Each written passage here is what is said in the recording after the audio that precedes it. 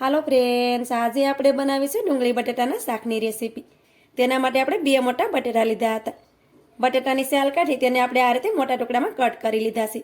બટેટાને મેં પાણીથી સારી રીતે ધોઈ લીધા છે. એક મોટી ડુંગળી લઈ તેને આપણે આ રીતે નાના ટુકડામાં કટ કરી લીધી છે.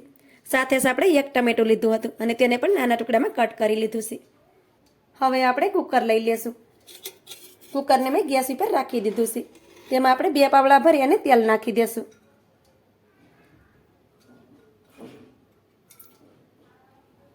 ગેસની ફ્લેમને હવે આપણે ચાલુ કરી દઈશું અને તેલને પહેલાં આપણે ગરમ થવા દઈશું. તેલ આપણું સારી રીતે ગરમ થઈ ગયું છે. હવે પહેલાં તો તેમાં ડુંગળી નાખી દેવાની છે. તેની સાથે આપણે આદુ, લસણ અને મરચાંની પેસ્ટ નાખી દઈશું. બધી વસ્તુને આપણે થોડી વાર માટે સાતળી લેવાની છે. ગેસની ફ્લેમને આપણે ધીમી કરી દેવાની. ડુંગળી આપણી સારી રીતે સતળાઈ ગઈ છે. હવે તેમાં આપણે બટેટા અને ટમેટા પણ સાથે નાખી દઈશું. આ બંને વસ્તુને આપણે સાથે નાખી દેવાની છે. પછી તેને આપણે સારી રીતે મિક્સ કરી દઈશું.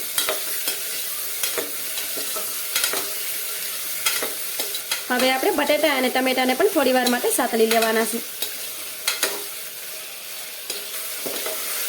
બટેટા અને ટમેટાને પણ આપણે થોડી વાર માટે સાતળી લીધા છે. તો આપણે બટેટા અને ટમેટા પણ સારી રીતે સતળાઈ ગયા છે. હવે તેમાં આપણે મસાલા કરવાના છે. તેમાં આપણે સ્વાદ પ્રમાણે મીઠું નાખી દઈએ. ચપટી જેટલી આપણે હળદર નાખી દઈએ. અડધી ચમચી ભરી આપણે તેમાં લાલ મરચુંનો પાવડર નાખી દઈએ.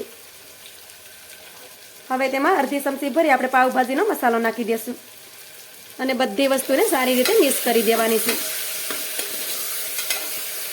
તેમાં આપણે 1 ચમચી જેટલું પાણી નાખી દઈશું, જેથી કરી મસાલા આપણે બળે નહીં અને સારી રીતે મિક્સ કરી દઈએ. હવે મસાલાને આપણે થોડી વાર માટે પાકવા દેશું. મસાલો પણ આપણો સારી રીતે પાકી ગયો હશે. તમે જોઈ શકો છો કે આ રીતે તેલ પણ છૂટું પડી ગયું છે. હવે તેમાં આપણે પાણી નાખી દઈશું. તો આપણે તેમાં 1.5 ગ્લાસ ભરી અને પાણી નાખવાનું છે. શાકમાં આપણે 1.5 ગ્લાસ ભરી અને પાણી નાખી દીધું છે. વધારે પડતું પાણી આપણે તેમાં નથી નાખવાનું. હવે બધી વસ્તુને સારી રીતે મિક્સ કરી દઈએ. હવે આપણે કુકરનું ઢાંકણ બંધ કરી દઈશું અને ગેસની ફ્લેમને ધીમી કરી દેવાની છે. ધીમા ગેસ ઉપર કુકરમાં આપણે 4 સીટી કરી લેશું. કુકરમાં આપણે ધીમો ગેસ રાખી અને 4 સીટી કરી લીધી છે. પછી મેં કુકરને ગેસ ઉપર લઈ નીચે ઉતારી દીધું છે. હવે આપણે ઢાંકણ ખોલી અને શાકને શેક કરી લેશું. તો શાકને તમે જોઈ શકો છો કે આપણું શાક છે તે એકદમ સડી ગયું છે. હવે આપણે આ રીતે લાકડાનો દટ્ટો આવે છે તે લેવાનો છે. તેનાથી આપણે બટેટા છે તેને આ રીતે મેશ કરી દેવાના છે. આ શાક છે તેને આપણે અલગ બનાવવાનું છે.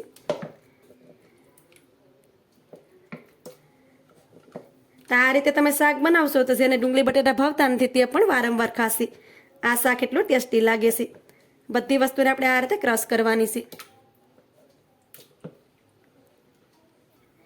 આ રીતે એકવાર શાક તમે પણ ચોક્કસથી બનાવજો. અને મારી ચેનલ પર તમે નવા હોય અને હજી સુધી મારી ચેનલને સબસ્ક્રાઈબ ન કરી હોય તો સબસ્ક્રાઈબ કરી દેજો અને મને સપોર્ટ જરૂરથી કરજો.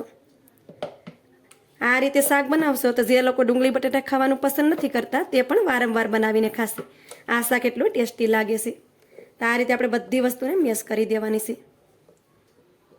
તો આ રીતે તમે જોઈ શકો છો કે બધી વસ્તુને મેં સારી રીતે મેશ કરી દીધી છે.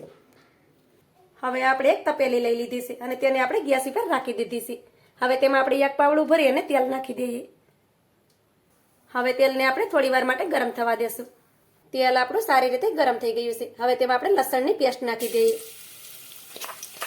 લસણને આપણે થોડી વાર માટે સાતળી લેવાનું છે. તો લસણ આપણું સરસ રીતે સતળાઈ ગયું છે. હવે તેમાં આપણે નાની કટ કરેલી ડુંગળી નાખી દઈએ. ડુંગળીને પણ આપણે થોડી વાર માટે સાતળી લેવાની છે. આ રીતે તમે ડુંગળી બટેટાનું શાક બનાવશો તો તમે પાવભાજી ખાવાનું ભૂલી જશો. એટલું આ શાક ટેસ્ટી લાગે છે. ઉનાળામાં માર્કેટમાં શાકભાજી ઓછા મળતા હોય છે, પણ આ રીતે ડુંગળી બટેટા તો બધાના ઘરે હોય જ છે. તો આ રીતે શાક બનાવી તમે એકવાર ચોક્કસથી ખાજો. તો ડુંગળીને પણ આપણે સારી રીતે સાતળી લીધી છે. હવે તેમાં આપણે નાનું કટ કરેલું ટમેટું નાખી દઈએ. તેને પણ આપણે સારી રીતે સાતળી લેવાનું છે.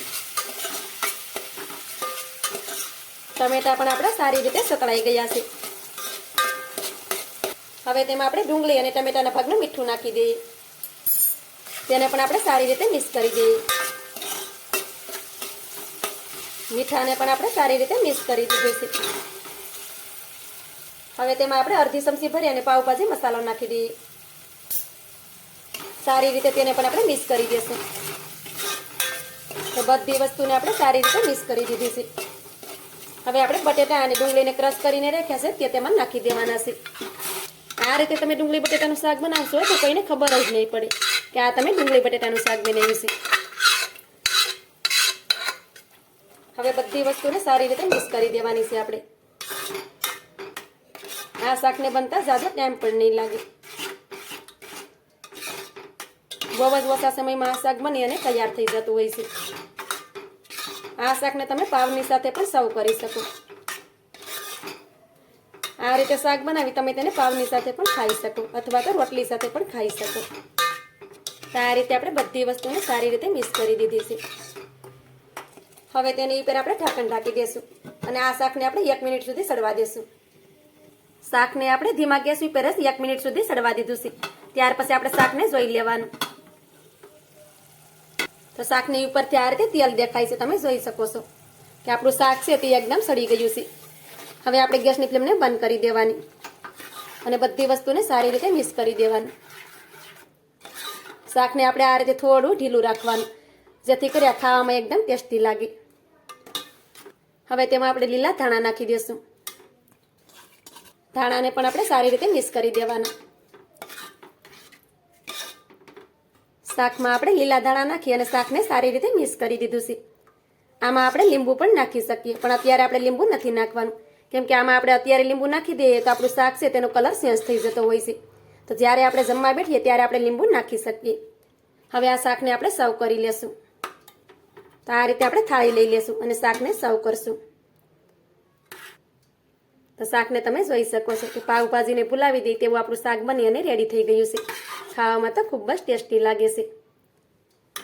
શાકને આપણે સર્વ કરવા માટે આ રીતે થાળીમાં કાઢી લીધું છે.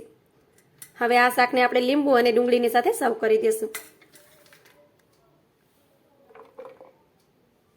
તો આ રીતે શાક તમે પણ ચોક્કસથી બનાવજો. તો મારી આજની રેસીપી તમને સારી લાગી હોય તો લાઇક શેર સબસ્ક્રાઈબ કરવાનું ભૂલતા નહીં અને મને સપોર્ટ જરૂરથી કરજો.